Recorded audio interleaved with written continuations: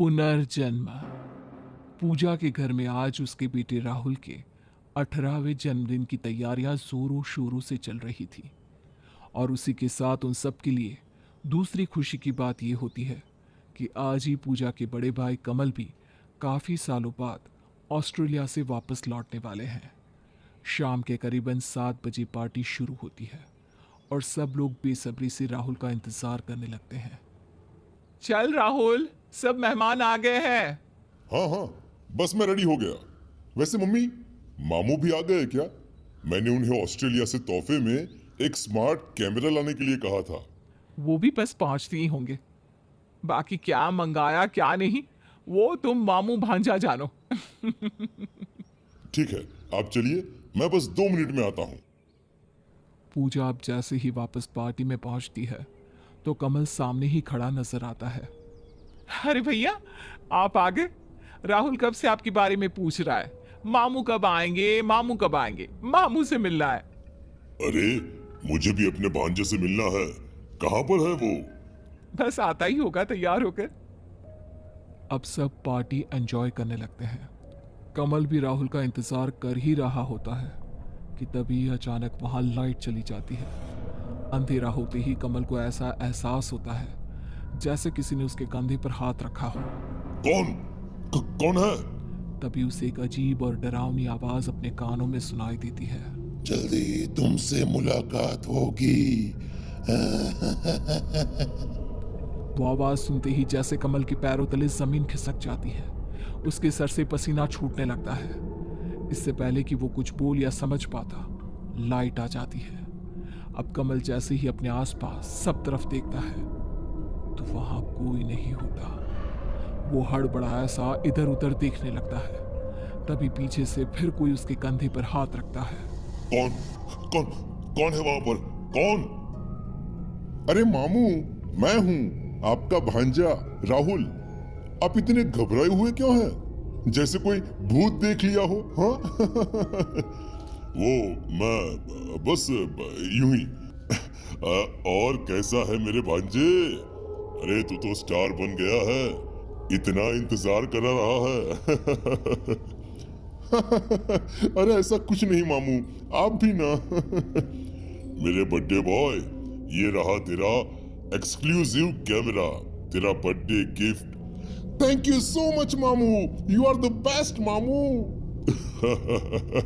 अरे बस बस बस बस, अभी चल केक काटते हैं। सब केक काटते हैं और पार्टी एंजॉय करने लगते हैं। पार्टी में सब लोग कमल के आगे पीछे घूम रहे होते हैं। और घूमते भी क्यों नहीं, एक तो राहुल के अमीर मामा, ऊपर से एनआरआई।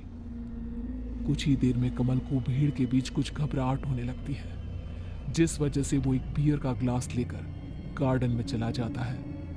वहां टहलते टहलते अचानक कमल को ऐसा लगता है जैसे कोई उसके पीछे उसके कदम से कदम मिलाकर चल रहा हो। कमल तुरंत जैसे ही पीछे मुड़कर देखता है तो वहां कोई नहीं होता। अब कमल जैसे ही राहत की सांस लेता है तभी उसे पीछे से एक आवाज सुनाई देती है। मुझे ढूंढ रहे थे ना?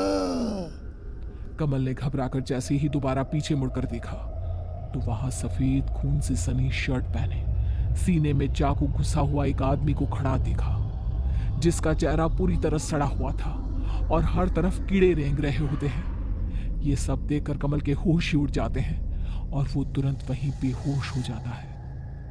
अगली सुबह जब उसकी आंख खुलती है तो, भैया आप ठीक तो हैं? क्या हुआ था आपको? आप बेहोश कैसे हो गए थे? वो आदमी कल पार्टी में, कहाँ है वो? कहाँ है वो आदमी?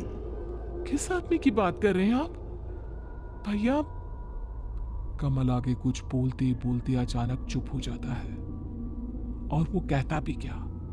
कौन था वो आदमी और सिर्फ उसे ही क्यों दिख रहा था? कमल खुद भी कुछ नहीं समझ पा रहा था, तो बाकी सबको तो क्या समझाता। शायद कल कुछ ज्यादा ही पी ली थी मैंने, तभी। पर अब मैं ठीक हूँ। कोई बात नहीं भैया, आप आराम कीजिए।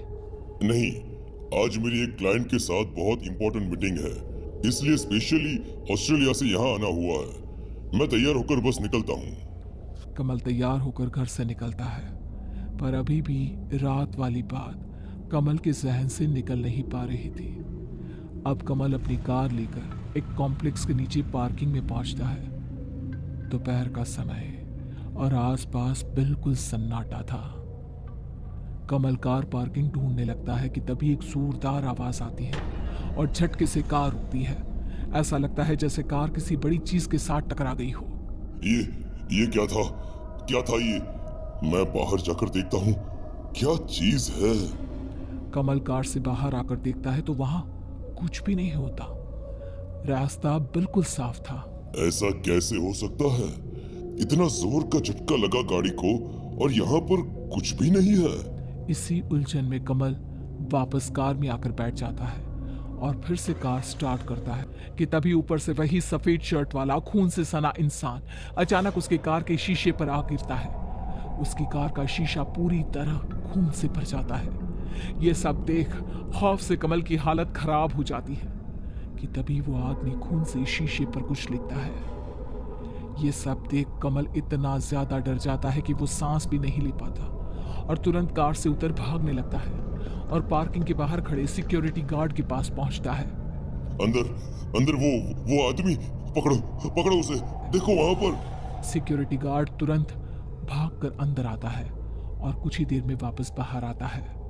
अरे साहब, वहां तो कोई भी नहीं है और आप अपनी कार ऐसे ही खुली छोड़ आए हैं। क्या वहां कोई नहीं है? अब और मेरी कार, उस पर कौन? अरे नहीं साहब, आपकी कार तो बिल्कुल ठीक है, कुछ नहीं है उस पर। कमल को कुछ भी समझ में नहीं आता। वो पूरी तरह कंफ्यूज हो जाता है और इसी गुस्से में वो सब कुछ छोड़ वापस घर आ जाता है। उसे समझ में नहीं आ रहा था कि ये सब उसके ख्याल है या हकीकत। वो घर में बैठा ये सब कुछ सोच ही रहा होता है कि फोन की घंटी से उसका ख्याल टूटता है। हेलो, कौन बोल रहा है?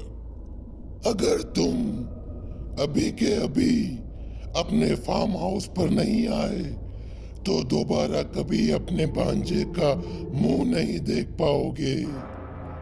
हेलो, कौन बोल रहा है? हेलो, कहाँ है मेरा भांजा? राहुल! तभी कमल को राहुल के रोने की आवाज सुनाई देती है। मामू बचा लीजिए मुझे, मामू! हेलो, राहुल बेटा! कमल बिना कुछ सोचे, बिना किसी को कुछ बताए अपनी कार लेकर फार्म हाउस के लिए निकल पड़ता है। कुछ ही देर में वो फार्म हाउस पहुंच जाता है, जहां पहुंचते ही उसे एक अजीब से डर का एहसास होता है। पर वो सब कुछ भुलाते हुए अंदर पहुंचता है, जहां सफेद शर्ट पहने एक आदमी उसकी तरफ पीट करे खड़ा है। कौन हो तुम? और मेरा भांजा राहुल कहाँ पर है? अगर उसे कुछ हुआ ना तो मैं तुम्हें छोड़ूंगा नहीं, समझे? कमल की बात पर अब वो आदमी जैसे ही पीछे मुड़ता है तो उसका चेहरा देख कमल के होश उड़ जाते हैं। राहुल, तुम ठीक तो हो ना बेटा? वो कहाँ है जिसने तुम्हें किडनैप किया है?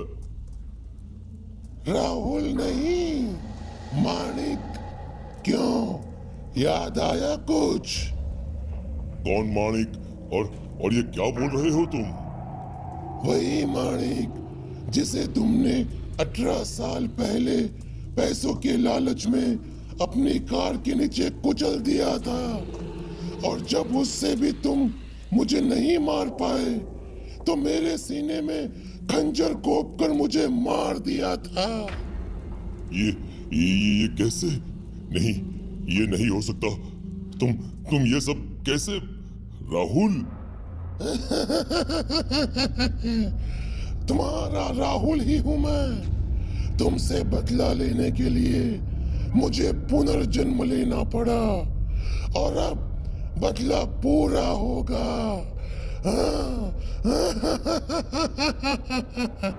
इतना कहकर राहुल ने एक पिस्तौल निकाली और बिना कोई अगला पल गवाए पिस्तौल की सारी गोलियां कमल के सीने में उतार दी। कमल की वही मौत हो गई, जिसके बाद राहुल भी कहीं गायब हो गया और आज तक दोबारा कभी किसी को नजर नहीं आया। क्या आप भी मानते हैं पुनर्जन्म को? कैसी लगी आपको ये कहानी? प्लीज़ इस चैनल को सब्सक्राइब करें, लाइक करें और वीडियो को ज़्यादा से ज़्यादा शेयर करें। हर हर महादेव।